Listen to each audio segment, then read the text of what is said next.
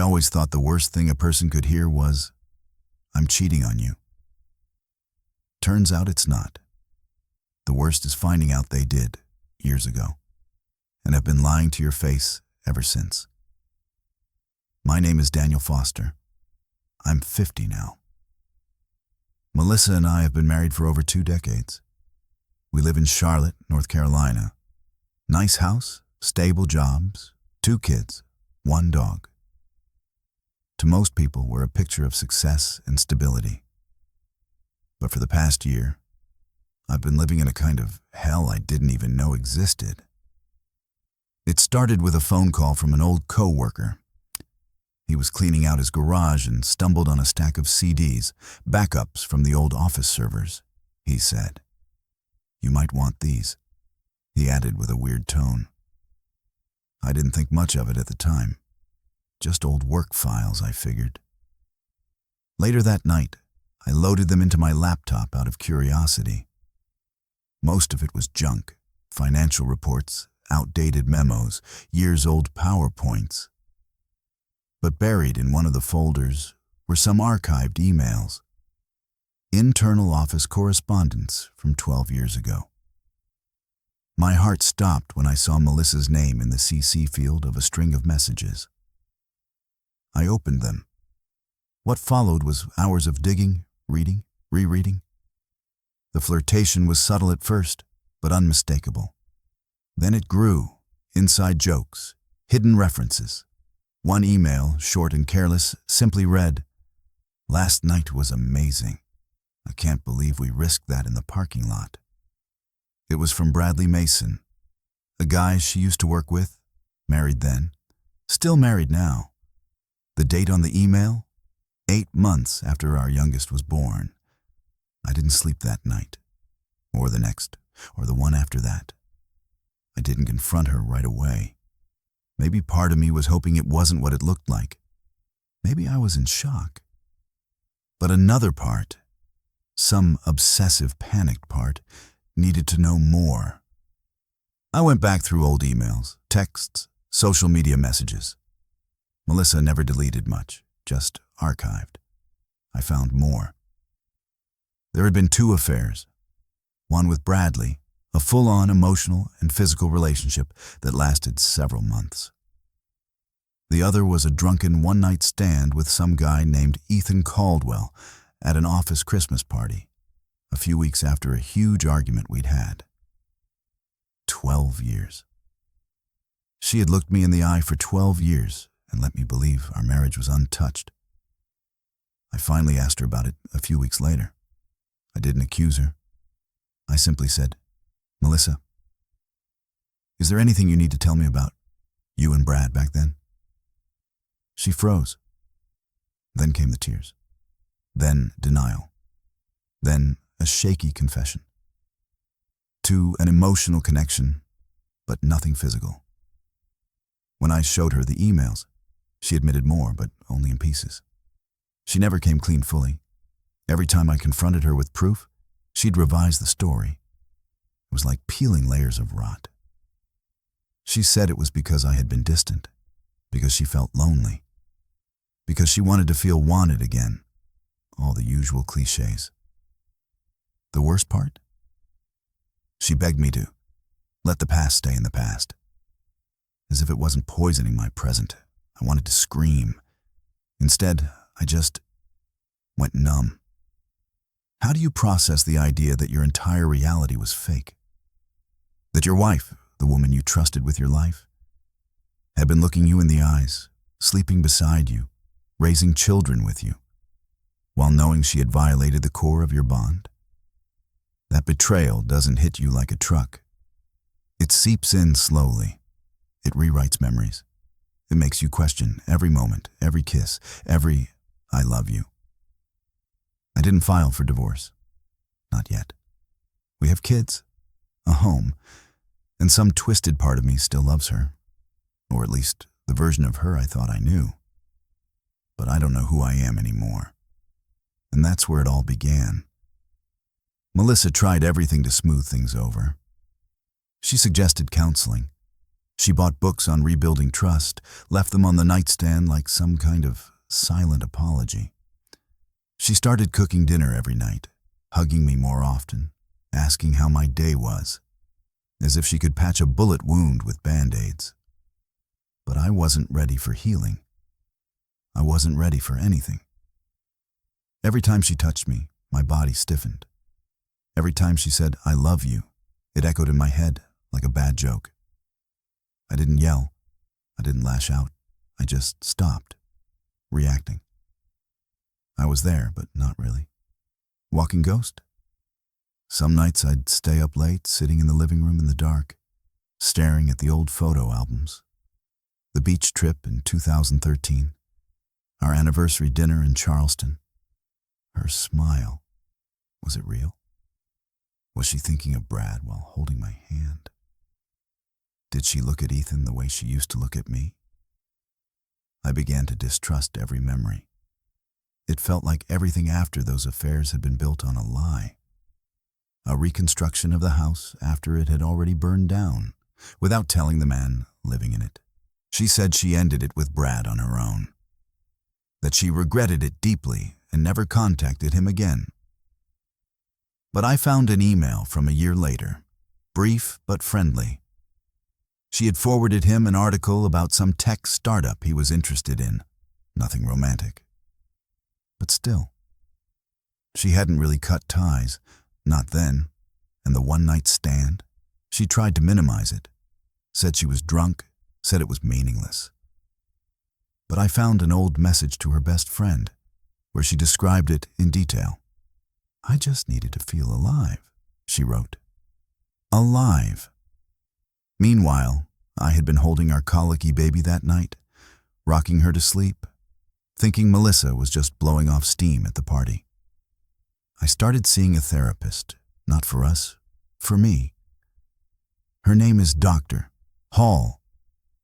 She told me I was experiencing something called delayed betrayal trauma. That sometimes, when infidelity is hidden for years, the trauma hits harder because you've built a whole life on false assumptions. Like pulling out one card and watching the whole house collapse. She said healing was possible. That forgiveness didn't mean forgetting. That trust could be rebuilt, but only if both partners were fully transparent. Melissa claimed she was. But even now, when I ask her something specific, like why she never told me or if there were other moments, I see that flicker in her eyes, that hesitation, that careful calculation. I don't believe I have the whole truth. Maybe I never will. Our kids are older now, teenagers. They don't know any of this. To them, we're just a tired couple who sometimes argue too much and don't kiss like we used to. I keep it together for them. I show up at school events. I help with math homework. I smile when I need to. But inside, I'm hollow. Friends don't understand.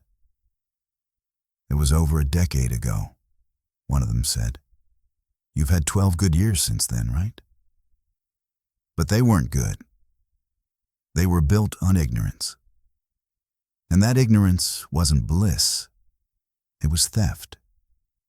She stole my ability to consent to the life I was living. She took away my right to know the truth and decide what kind of marriage I wanted to be in. And she replaced it with a story she wrote alone. I've tried journaling, meditation, long drives through the countryside with no music, just the hum of the engine. But nothing shakes the feeling that I'm trapped between two timelines. The life I thought I had and the one I'm suddenly in now. Melissa is trying. I'll give her that. She checks in. She gives me space. She says she'll do whatever it takes. But some part of me can't help wondering, is she doing it because she loves me? Or because she's afraid of losing the version of herself that looked good on paper? I'm not sure I want that version anymore. And maybe, deep down, she knows it too. I started to test her, not intentionally at first, but little things. I'd mention names, dates, places, just to see how she'd react. Sometimes she passed, calm and honest. Other times her voice would catch, and I'd see that familiar tightness in her jaw. I hated myself for it. But I couldn't help it. It was like trying to find a pattern in static. My brain needed to make sense of what had happened. Needed to prove whether or not the person I married still existed under all the layers of deception. We started couples therapy, per her request. I agreed, but I was skeptical.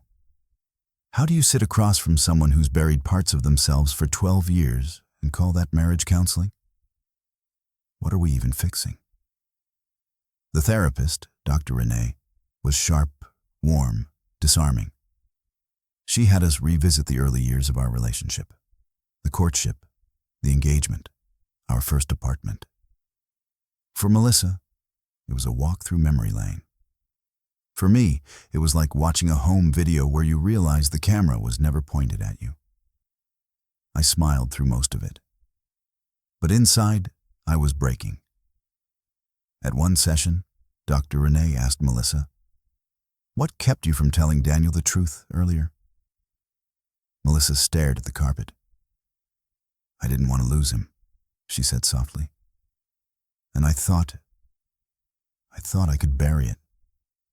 That if I never talked about it, it wouldn't matter anymore. But it mattered to him, Dr. Renee replied. It always would. Melissa started crying. She said she hated who she was back then. Said it wasn't really her. Said she was depressed, lonely, overwhelmed with motherhood. She blamed postpartum issues, lack of intimacy, the daily grind. She said she thought I didn't love her anymore. Maybe some of that's true. We were both tired. Our second child was colicky. I was working 60-hour weeks. We were surviving, not thriving. But I never cheated. I never even thought about it. And the fact that she did, twice, and let me walk blind for over a decade, that's a choice, not a symptom. I said that in therapy, calmly, quietly. Melissa flinched, as if I'd slapped her. Dr. Renee nodded slowly and said, "There's a difference between reasons and excuses. You're both allowed to feel what you feel. After that session, I didn't go back for 2 weeks. During that time, I found myself daydreaming about a life without her. A small apartment somewhere. Simple routines. Waking up alone but at peace. No more second guessing. No more mind games with my own thoughts. Just silence. It sounded sad, but it also sounded clean. One night, we had a real conversation. No yelling, no crying. Just us, sitting in the kitchen. 2 mugs of tea growing cold between us. I asked her, "Do you even remember who you were back then?" She looked surprised by the question. "I do," she said after a long pause. "And I hate that version of me." I nodded. Because of what she did? Or because she got caught? That stung her. I could see it, but I needed to ask. She said, "Because she almost lost everything that actually mattered." I wanted to believe her. God, I wanted to believe her so badly. But belief isn't a switch you flip. It's earned. And she spent 12 years collecting interest on a lie. Sometimes I wish I'd never found those emails. That I could go back to the illusion. But illusions don't age well. They crack. They bleed through the surface. Eventually, they demand attention. And sometimes, truth doesn't set you free. It just clears the fog so you can see the wreckage. I didn't leave. Not yet. We still shared a life, and I wasn't ready to detonate it. But the man I used to be, the husband, the partner, the friend, he was dying. And something else was growing in his place. Something colder, more careful, and deeply, deeply tired. I started walking in the mornings. Just me, the sidewalk, and the early sun stretching over the rooftops of our neighborhood. I needed space. Space to think. space to breathe, space that wasn't tainted by betrayal. Melissa noticed. She asked to come with me once. I told her no. Not because I didn't want her there, but because I needed to remember who I was outside of her, outside of the marriage, outside of the story she wrote without my consent. One morning, I walked past a small park where a father was pushing his daughter on a swing. She was laughing, and he was grinning like she was the only thing that mattered in the world. I stood there for a while, watching. It reminded me of when our kids were little, when I used to carry them on my shoulders and Melissa would laugh and take pictures. It used to feel like a real life, a full life. Now, I'm not sure what's real anymore. That week, I decided to write her a letter. Not a goodbye letter, at least not yet. But something that could say what I couldn't say aloud without falling apart. I told her everything. That I felt betrayed, hollowed out, lost. That her lies stretched far beyond the cheating. That her silence over the years had become its own form of cruelty. I didn't expect her to read it right away. But she did.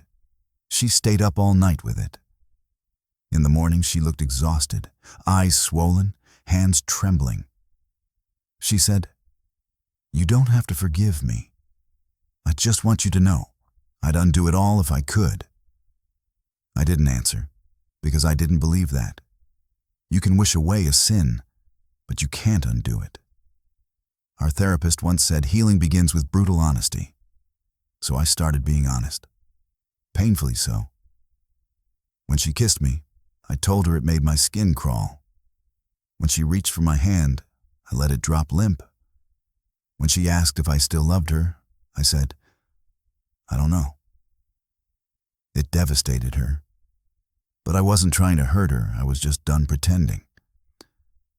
That honesty became a strange kind of fuel. It burned through the politeness, through the illusion of normal. And beneath all that ash, we started to talk. Really talk? I asked her if she ever thought about him, Bradley. She said no, but her eyes flickered. I didn't press. I just made a note of it, filed it away in the growing list of half-truths I kept close like armor. A week later, I got a message. From Bradley's wife. It came out of nowhere. She found me through LinkedIn, of all places. Said she'd recently found some old emails too, and it led her down her own rabbit hole. She wanted to confirm a timeline, to see if their stories aligned. They didn't. Melissa had downplayed it, said it lasted a few weeks, nothing serious. Bradley's wife, though, she had hotel receipts, photos, calendar notes. It went on for nearly 5 months, multiple cities, multiple lies. I thanked her. Then I sat in my car for an hour, staring at nothing. It wasn't the length of the affair that broke me again. It was the fact that Melissa was still lying. Even now. Even after everything. That night, I confronted her. I showed her the messages. Her face went pale. She didn't deny it, just cried. Said she didn't know how to tell me the full truth without losing me. "I was trying to protect you," she whispered. I laughed, cold, bitter. Protect me? From what?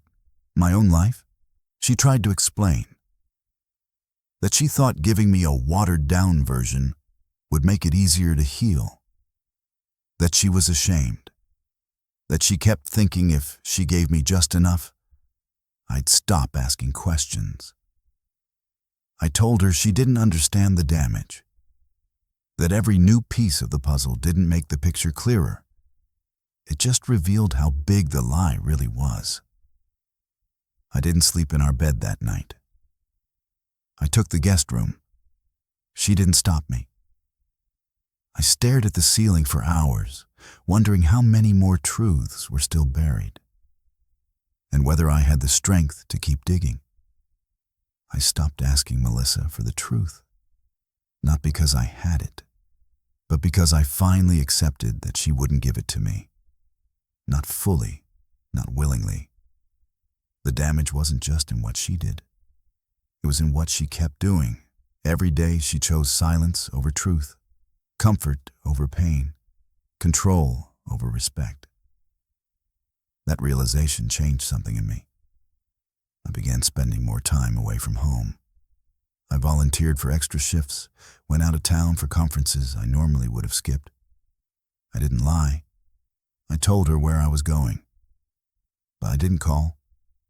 I didn't text. I didn't bring her souvenirs. It was a quiet rebellion, one she noticed. She asked me once, "Are you seeing someone else?" I looked her in the eye and said, "No." And it was the truth. But I also said, "If I ever do, I won't lie to you about it for 12 years. She cried, again. But I was numb to her tears by then. They had become like wallpaper, present, but no longer meaningful. Our kids noticed the tension. They started asking questions. "Are you and Mom okay? Why are you sleeping in the guest room?" We told them we were just going through a rough patch, that life is complicated sometimes, that love takes work. I hated lying to them. But what else could I say? "Your mother betrayed me and continues to manipulate the truth." They didn't deserve that burden. One night, after a long silence over dinner, our daughter, 16, smart, observant, asked me, "Did Mom do something to hurt you?" I nearly choked on my food. Melissa froze. I said, "That's not something you need to worry about right now." But the look in her eyes told me she already knew more than we thought. Later that night, Melissa came into the guest room. She didn't cry. She didn't plead. She just sat on the edge of the bed and said, "I want to give you the full story. Everything.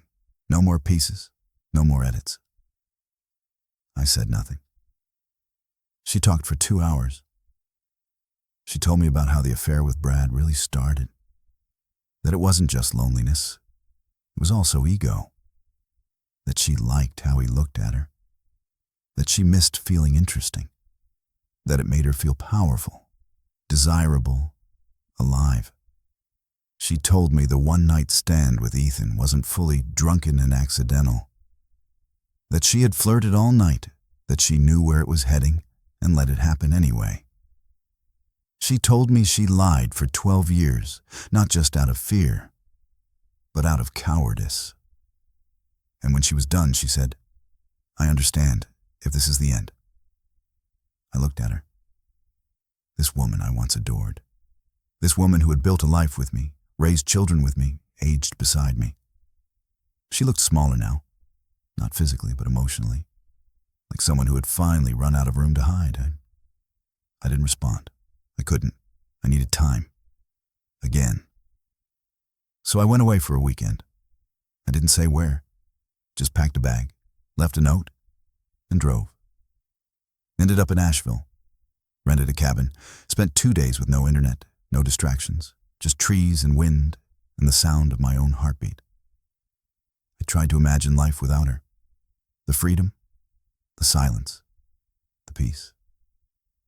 And then I tried to imagine life with her. The tension, the distrust, the slow, painful rebuild, if rebuild was even possible. Both visions felt equally exhausting. When I came home, Melissa was waiting. She didn't speak, just watched me walk in, as if bracing for a verdict. I didn't give her one, because I didn't have one. Not yet. I slept in the guest room again that night. But I left the door open, and that, somehow, felt like the most honest thing I could offer. Weeks passed. The days grew warmer, the air thick with summer. Life, somehow, kept moving forward, soccer practices, grocery runs, tax deadlines. But under the routine, something had shifted between us. Melissa gave me space. Real space this time. She didn't hover or try to fix everything overnight. She just showed up, quietly, consistently. She made dinner. She folded laundry. She left the light on when I worked late. Small things, honest things. And I began to see something I hadn't seen before. Not guilt, not fear, but humility. A kind of slow unraveling of her defenses. Not for my sake, but her own. Like she was finally facing who she had been and who she wanted to become. One evening, I came home to find her in the garden, pulling weeds with dirt-streaked hands. Our dog was lying nearby, sunbathing. She looked up at me, squinting into the light, and said, "I made lemon chicken. It's still warm." I nodded. "I'll get washed up." We ate in the backyard, just the two of us. No heavy talk, just birdsong, the clink of forks, and a soft breeze. For a moment, it felt simple. After dinner, she handed me a box. "Photos," she said. "Old ones. I thought maybe we could look through them together, if you want." Inside were snapshots from our life. Birthdays, beach trips, camping, baby smiles. I felt a lump rise in my throat, because despite everything, there had been joy. There had been real love. It didn't erase the pain, but it reminded me of something I had almost forgotten. We weren't just our worst moments. We talked late into the night about who we were, who we are now. She didn't ask for forgiveness. She just said, "If all I can do for the rest of my life is be a better version of myself beside you, then I'll do that gladly, whether you stay or not." That broke something open in me. Not all wounds close. Not every broken thing can be made new. But sometimes, just sometimes, it can be made whole in a different way. With time, with effort, with truth. I don't know what our future looks like. I'm still healing. But I know I'm not alone in it anymore. And maybe that's what love is, after all. Not perfection, but persistence. Not the absence of pain, but the willingness to stay and rebuild something honest in its place. So we begin again, slowly, carefully, with both eyes open. And if you've been through something like this, if you've ever felt betrayed, lost, or unsure of whether healing is even possible, I hope you know you're not alone. Some days are still hard, but they're ours now. Shared, honest, real, and that makes all the difference. If this story meant something to you, if it reminded you of your own journey, your own pain, or your own hope, give it a like. Maybe even subscribe. Not for algorithms, not for numbers. Just so we know someone out there is listening. Someone who understands that love, even after the fire, can still be found among the ashes.